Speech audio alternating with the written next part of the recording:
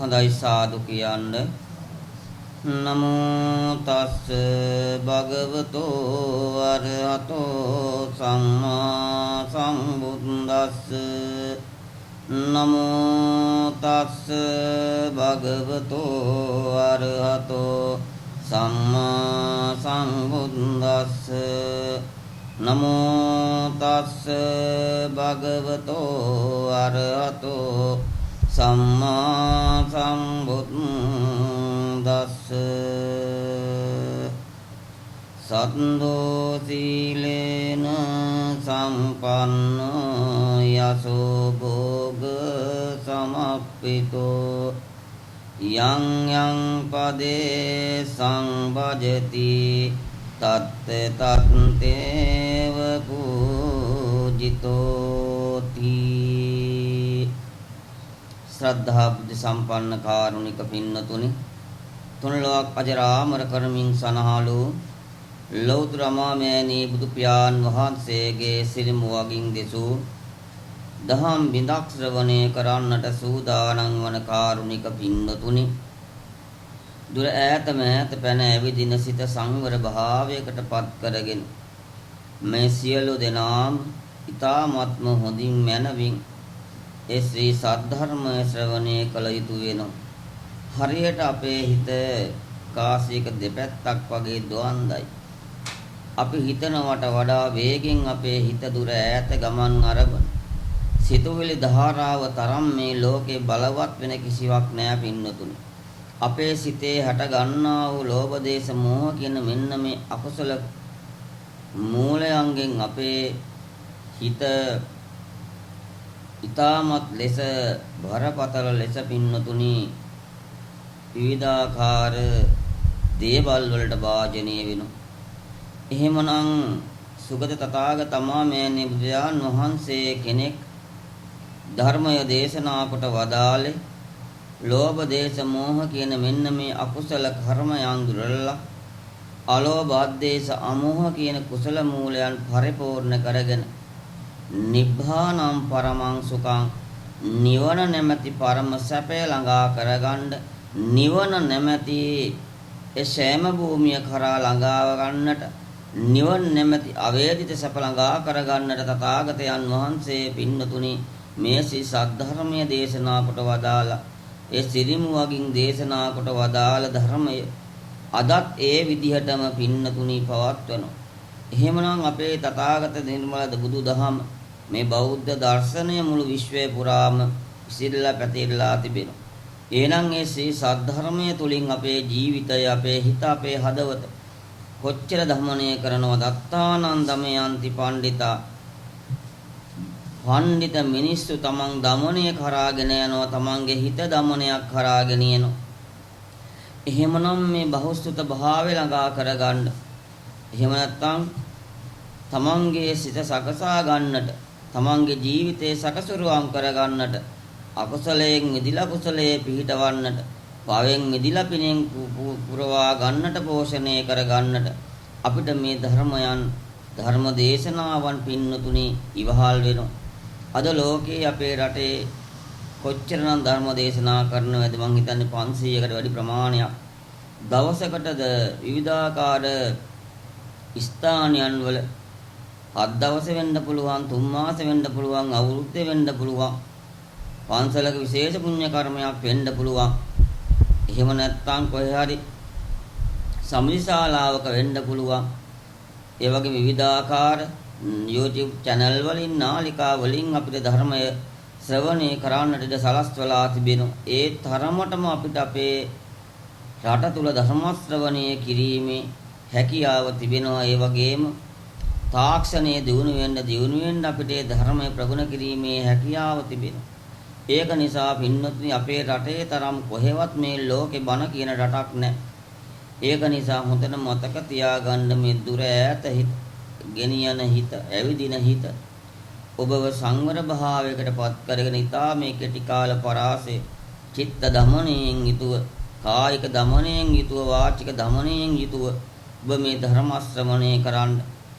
මේ ඔබේ දමනය පිණිසමයි, ඔබේ මිදීම පිණිසමයි, අතහැරීම පිණිසමයි මේ නික්ම යන අවස්ථාවේ තුලදී මේ ලෝකේ අතහැරලා යන මොහොතේ ඔබට මට ඉතුරු වෙන්නේ ඒ පුණ්‍ය ශක්තියත් කුසල ශක්තියත් පමණයි. ඒකින්ද පුණ්‍ය ශක්තියත් කුසල ශක්තියත් වැඩියෙන්ම ඉෂ්ට සිද්ධ කරගන්න. පාප ශක්තිය පිළිබඳව අකුසල ශක්තිය පිළිබඳව හිතන්නටවත් එපා. එහෙමනම් පින්නතුනි මේ අය බලාපොරොත්තු වන්නේ මේ උතුම් ධර්ම දේශනාව සඳහා ආරාධනා කරන්න යෙදුනේ. දේශනා කරවා ගන්න මීට වසර 2කට පෙර නැසේ ගිය සුබිනෝනා මෑණියන්ට සහ අවුරුදු 31කට මත්තෙන් මිය පරලොව යන නැසේ ගිය කරෝලිස් අප්පුහාමි පියාණන් ඇතුළු ඒ වර්ග පරම්පරාවල මිය පරලොව ගියම් ඥාති වර්ග පරම්පරාවක් ඉන්නවද? ඒ හැම දෙනාට උතුම් නිර්වාණ අවබෝධය පිණිස මේ ගෞතම බුදු පියාණන් වහන්සේගේ ශාසන කාලය තුලම උතුම් නිර්වාණ අවබෝධය පිණිස කියන කරුණු කාරණාවත් දුක කැත්නම් දුකෙන් අත් මිදිලා සැප කැත්නම් සැප වඩාත් වර්ධනය කරගන්න කියන සිතුවිල්ල හිතේ දරාගෙනත් මේ ධර්ම දේශනාව සම්බන්ධ වෙලා සිටින හැම දිනාට මේ ඉක්මන් භවයකදී උතුම් චතුරාර්ය සත්‍ය ධර්මීය අවබෝධය පිණිස කියන එකත් ඒ වගේම වැඩමවල දේශකයන් වහන්සේට ප්‍රාර්ථනා මුතුන් උතුම් නිර්වාණ අවබෝධය පිණිස මේ පුණ්‍ය ශක්තිය හේතු වේවා කියන ඒ කරුණු කාරණා ප්‍රමුඛ ස්ථානයේ තබාගෙන තමයි ඔබ මේ ධර්ම දේශනාව පවත්වන්නේ. ඉතින් අපේ නිමල් අයියා අක්කා වගේම මේ දරුවෝ දෙන්න ඒ වගේම ලේලි මේ හැම දෙනාම ඥාති වර්ග පරම්පරාව එකතු පහදා වෙලා යුතුයකමක් ඉෂ්ට සිද්ධ කරන්න. ඉතින් මේ අය ගණේ මුළු ධර්මස්වද්දාම් විහාරස්ථානට යමින් එමින් වැඩ කටයුතු කරනවා. ඉතින් මම දැක්කා අයියා අපේ කටින පුණ්‍ය කර්මයක් ඒ ලිපියක් දාලා තිබුණා. ඉතින් ඒකත් පුණ්‍යානුමෝදනාත්මක ස්තුතිය ප්‍රදානය කරමින් ඒකත් මතක් කරනවා. ඉතින් විහාරස්ථානයේ යම් පින්කමක් වෙනවා නම් අපේ අයියා ලේකෞසාදේ වැඩ කරනකොටත් අපි වෙනුවෙන් මහාන පින්කමක් සිදු කළාද? ඒ සියලු අවස්ථාවන් වලදී අපිට ඒක අනුග්‍රහය දක්වමින් වැඩ කටයුතු කර ප්‍රචාරක කරලා දෙමින් අනුග්‍රහය දක්වන්නට යෙදුණා. ඉතින් මේ අය බලාපොරොත්තු වන්නේ මිය ගිය ඥාතීන්ට අක්කගේ පැත්තෙන් මිය පරලෝ ගිය දෙමාපියන්ට ඒ වගේම අයියාගේ සෙනෙහබර පියතුමාට සුජීවත්ව වාසය කරන අයියාගේ සෙනෙහබර මෑණියන් වහන්සේට දීර්ඝායු ප්‍රාර්ථනා කරමින් ඔබ හැම දිනාට ආශිර්වාද ප්‍රාර්ථනා කරගනිමින් තමයි මේ ධර්ම දේශනාව පවත්වා ගන්නේ. මේ ලෝකයේ පින්නතුනි යුතුයකම් ඉෂ්ට සිද්ධ කරන මිනිස්සු හොයා ගන්නට අමාරු අතේ ඇඟිලි ගණනක් ඉන්නේ. දුර්ලභ කාරණාවක් තමයි මේ මනුස්සාත්ම භාවය ළඟා කරගන්නේ. ඒ ළඟා කරගත්ත මනුස්සාත්ම භාවය රැකගෙන මේ අනේක ඊටත් වඩා අමාරු කාරණාවක්. මනුස්සෙක් වෙලා ඉපදුනාට ඒ මනුස්සකම රැකගෙන මේ ජීවිතේ නිමා කරනවා කියන කාරණාව පින්නතුනි අමාරුම කාරණාවක්.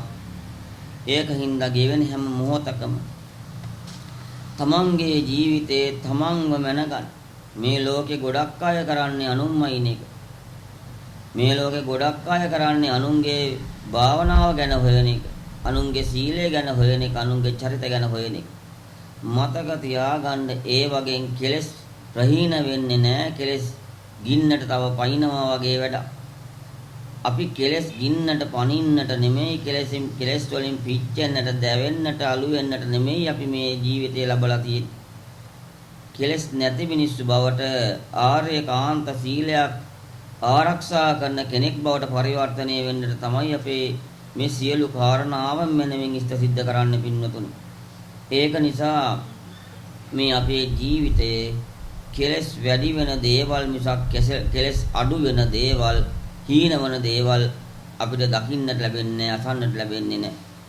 සංකර වෙච්ච සමාජයේ විවිධාකාර මතිමතාන්ත දරන, විවිධාකාර ධර්මයේ පිළිබඳව, පුණ්‍ය කර්ම පිළිබඳව විවිධාකාර විදිහට ਵਿਚාරයන් කරන, විවිධාකාර විදිහට විවේචනය කරන සමාජයක තමයි අපි ජීවත් වෙන්නේ. මේ ලෝකේ තව කෙනෙක් විවේචනය කරන්න පුළුවන්. වැරදි කියන්නට පුළුවන්. හැබැයි පින්නතුනි ඒ විවේචනය කිරීමෙන් මහා වැරදි කියවීමෙන් ඔබට මට යහපතක් වෙනවා නම් අපි කලාට කමක් නැහැ. ඒකින්ද විවේචනයේ හා විවිධාකාර දේවල් වලින් අපේ හිත තමන්ගේ සීලය පිළිබඳව අනුන්ට ඇති වැඩක් නැහැ. ගොඩක් අය කියනවා ආවරුනි මම 4 පොය සිල් ගන්නවා, දවස් 8ක්ම සිල් ගන්නවා, භාවනා කරනවා. මම හොඳ වැඩ කටයුතු කරනවා. පින්නතුනි සිල් ගන්න එක වර්ණනා කරන්න ඕන කාරණාවක් නෙමෙයි. භාවනා කරනවා කියන එක වර්ණනා කරන්න ඕන කාරණාවක් නෙමෙයි. ඔයාලා හිතනවාද එහෙම කරද්දී රාගය අඩු වෙයිද වැඩි වෙයිද? ඈ? එහෙම වර්ණනා කරන අවස්ථාවක රාගය අඩු වෙයිද වැඩි වෙයිද? ඔව්. ඇයි එහෙම වෙන්නේ? අපි ගැනම කියවනකොට ඒ තමන්ගේ සීලය කිසි වෙලාවක සිල්වත් භාවයේ පිළිබඳව විදර්ශනා පිළිබඳව ඔබ කරන යහපත් දේවල් පිළිබඳව ඔබ ඔබේ හදවතින් සතුටු වෙනවා නම් ඔබ ඔබේ හිතින් සතුටු වෙනවා නම් ඒ ඇති. ඔබ හිතනවාද කියපු පුණ්‍ය කර්මයක් මනුස්සයෙකුට කියපුවම ඔබට ආශිර්වාද කරයි කියලා බහුතරයක්.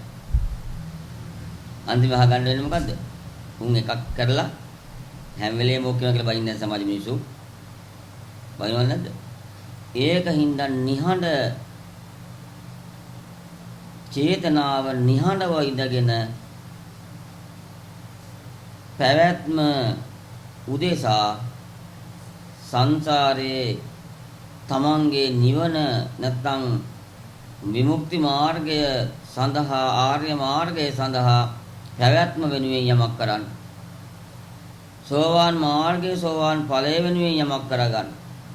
එතකොට ආත්ම 7කින් නතේ බවං අස්තමං ආදීයන්ති කියලා රතන සූත්‍රයේ 9 වෙනි ගාථාවේ දේශනා කරනවා.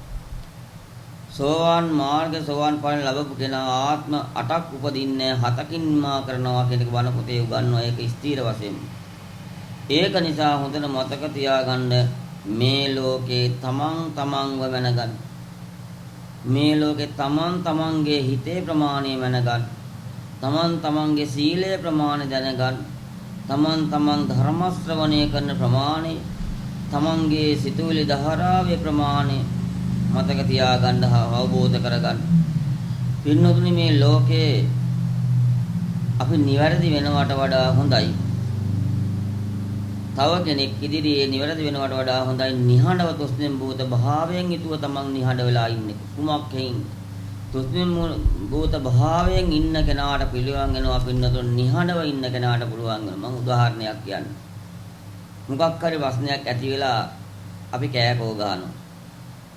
ඉන්න ඔක්කොම කෑකෝ ගැහුවොත් මොකක් වෙයිද? දැන් මොකද්ද වෙන්නේ? දැන් අපි ඉන්න ඔක්කොම කෑකෝ ගහගත්තොත් මොකද වෙන්නේ? අර එහා පැත්තෙන් කියපු දේ දන්නේ නැහැ මෙහා පැත්තෙන් කියපු දේ දන්නේ නැහැ. අන්තිම මොකද වෙලා තියෙන්නේ? ඈ අපි කාට හරි hina වෙන්න දෙයක් ඉතුරු කරලා ඒක නිමා කරලා. දැන් එහෙම වෙච්චාම මොකක් හරි ප්‍රශ්නයක් වෙනවා. බිරිඳ හරි ස්වාමී හරි දරුවෝ හරි අතර ප්‍රශ්නයක් වෙනවා. ඕක තව කෙනෙකුට කියන එක නොකිය ඉන්න එක හොඳ. ඈ හොඳට මතක තියාගන්න තමන්ගේ දේ තමන්ගේ ගේ ඇතුළෙම විසඳ ගන්න.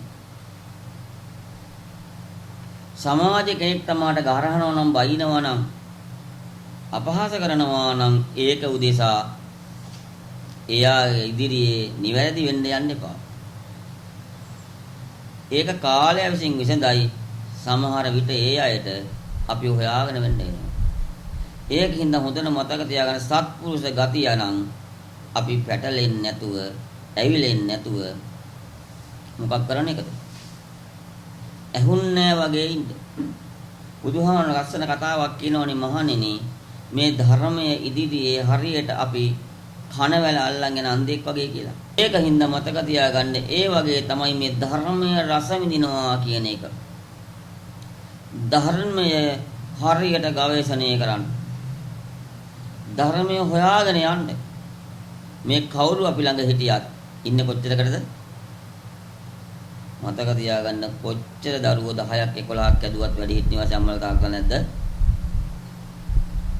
ඔබේ අත්පා හතර සත්‍යමත්ව ඉන්නකම් මේ ලෝකේ ගිහි පැවිදි දෙපක්ෂෙම ළඟින් කට්ටිය ඉන්නවා. ආවල අපිට කිව්වේ කරුණාව නැමැති දැලයලලා මෛත්‍රියෙන් හසු කරගන්න කියලා. ඒකින්ද මතක තියාගන්න අම්මේ තාත්තේ අපි පුංචි මේ කාල පරාසය තුල සැහැල්ලුවෙන් ජීවත් වෙන්න. මතක තියාගන්න කිසිවෙක් වේචනය කරන්නවත් කිසියෙකුට අපහාස කරන්නවත් නෙමේ බෞද්ධ දර්ශනයේ තියෙන්නේ. අපහාසය කරන එක නවත්තලා ඒ අය වර්ණනා කරන්නත් නෙමෙයි ඒ අයගේ ජීවිතේ හදාගන්න යමක් කියලා දෙන එක. ඒ සමාජයේ ඒවා පුංචි කාලේ අපි ලොකු වෙනුවක් කමන්න මේ කට්ටිය වේ අපි නින්දට යනවා කියලා අපි නිදියා ගන්න යන්නේ කියලා වැඳලා දියාගත්තේ නැද්ද කාලයක් තිබ්බත් නැද්ද? තිබුණා. දැන් වැරදිලාවත් බුදුන් වහන්සේ දැන් නෝනා මහත්තයා දුව පුතා ලේලි බෑන එකට බුදුන් වහන්සේ ගියක් තියනවද? හැබැයි කතා කළොත් මොකද? කතා කළොත් අපිට තරම් බෞද්ධ අපි වගේ බෞද්ධය මේ ලෝකේ කොහෙවත් නැහැ. හැබැයි එකට බුදුන් වඳින්නේ නැහැ. එකට බුදුන් වන්දා නම් වැඩිහිට නිවාසවත් ළමා නිවාසවත් අනාථ මඩම්වත් ඇති වෙන්නේ නැහැ. ඒවා මෙච්චර බණ අහන රටේ බෝධි පූජා තියෙන රටේ දම්පැන් පූජා කරන රටේ අඩපිටික ලස්ස ගණන් කෝටි ගණන් පූජා කරන රටේ වැඩිහිට නිවාස ළමා නිවාස ඇරෙනවා කියන්නේ අපේ හිස් මනසක් තියෙන මිනිස්සු ඉඳලා තියෙනවා. බණ ඇහුවට දන් දුන්නට භාවනා කළාට බෝධි පූජා තිබ්බට චෛත්‍යයට වැන්දට බෝධියට වැන්දට බුදුහාමුදුරන්ට වැන්දට මහා සංඝරත්නයට වැන්දට වැන්දලා තියෙන මොකකින්ද?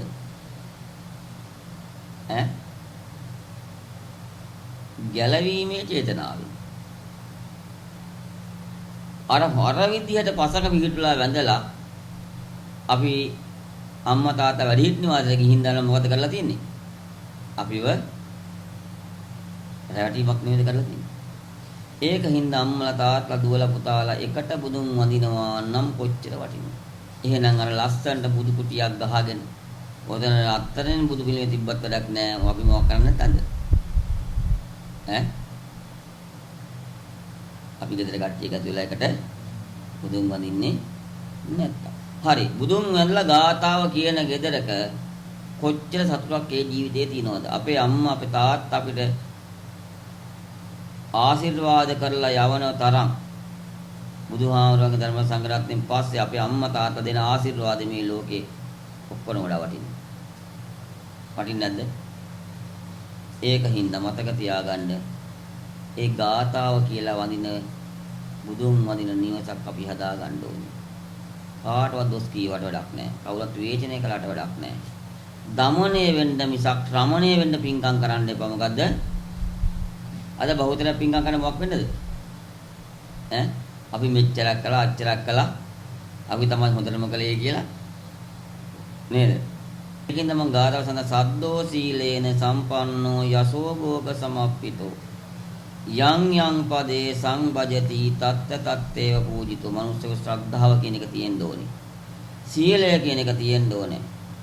භෝග සම්පත්තිය තියෙන්න ඕනේ. භෝග සම්පත්තිය තියෙන එක නම් ත්‍යාග සම්පත්තිය පරිපූර්ණ කර ගන්න ඕනේ. ඒ කියන්නේ දන් දෙන්න ඕනේ. අන්න එහෙම කරන මොකක් කියනවද?